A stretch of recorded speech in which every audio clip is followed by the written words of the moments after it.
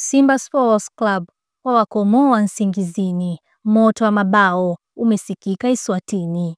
Katika ardhi ya milima ya Eswatini, ndani ya uwanja wa nyumbani wa Nsingizini Hotspurs, ngoma ya soka ililia kwa sauti, lakini haikuwa ngoma ya furaha kwa wenyeji. Ilikuwa ni nyimbo ya Simba, nyimbo ya mabao, kasi na weledi. Tarehe iliposoma, Simba Sports Club kutoka Tanzania walipiga hodi kwa staha, wakaingia kwa mbwembwe na kutoka kwa kishindo, wakitoka na ushindi wa mabao 3-0.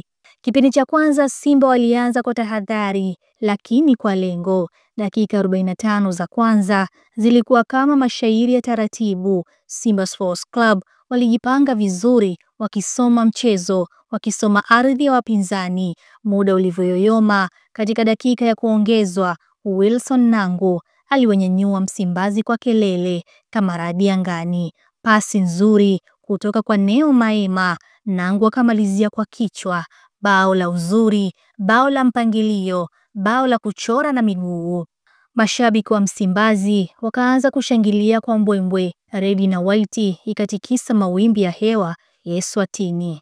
Nsingizini wakajaribu kulipiza, lakini ukuta wa Simba ulikuwa thabiti kama ngome ya kale. Kipindi cha pili moto ulizidi kuwaka. Baada ya mapumziko, Simba walirudi na mbinu yote nje. Mchezo ukaingia kwenye kasi mpya, pasi za haraka, mabadiliko ya ghafla na mbinu za kisasa. Dakika 84 ya mchezo, super sub nzuri ya meneja Pantev, kiungo mkandaji Rastaman Kibu Dennis Prosper akalitia bao la pili akipewa pasi na Simba mweusi Jonathan Soa. Mpira uliomfanya kipa Shabalala akausindikiza kwa macho tu. Mwisho mpira ukazama nyavuni, huku mashabiki wao wakibaki kimya kama usiku wa jangwani. Muda ambao nyimbo za mashabiki wa Msimbazi zikisikika, wakiimba kwa furaha na kusema bado moja, bado moja, wakiwa na maana walihitaji bao la 3.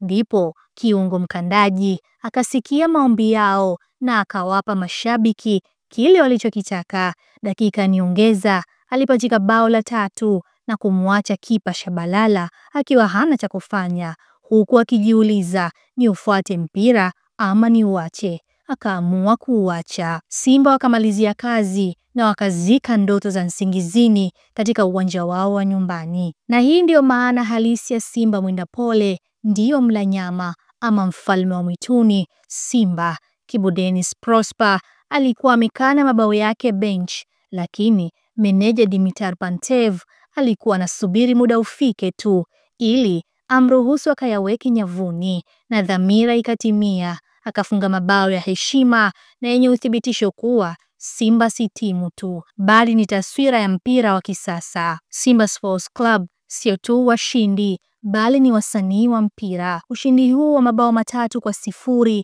haukuwa wa kawaida, ulikuwa kipekee, uliosheheni nidhamu, ustadi na umoja. Simba walionyesha sio tu uwezo wa kushambulia, bali pia ubunifu wa kucheza kandanda lenye ladha. Ulinzi wao haukuwa tu kizuizi, bali ukuta wa wasanii wa Afrika. Wana Msimbazi wanarudi kwa kishindo. Simba Sports Club wametuma ujumbe si tu kwa Nsingizini, bali kwa Afrika nzima, wakisema tumerudi, tuko tayari na safari ndio inaanza. Wakiwa na kocha wao mpya mwenye ndoto mpya na kikosi kilichojaa vipaji, Simba wanajenga njia kuelekea mafanikio makubwa. Na kama mashairi yanavyogusa roho, ndivyo mabao ya Simba yalivyogusa mioyo ya mashabiki na kuwaacha Nsingizini wakiwa wamelala usingizini. Eswatini waliona Simba, lakini Afrika nzima ilihisi mkono wa soka la Tanzania ukigonga hodi kwa kishindo. Simba wanasema tukutane kwa Mkapa, kwa Mkapa hatoki mtu. Makala hii imeandikwa na kusoma nami Zahra Omari wa Tanza TV. Popote tunakufikia. Kibu Dennis!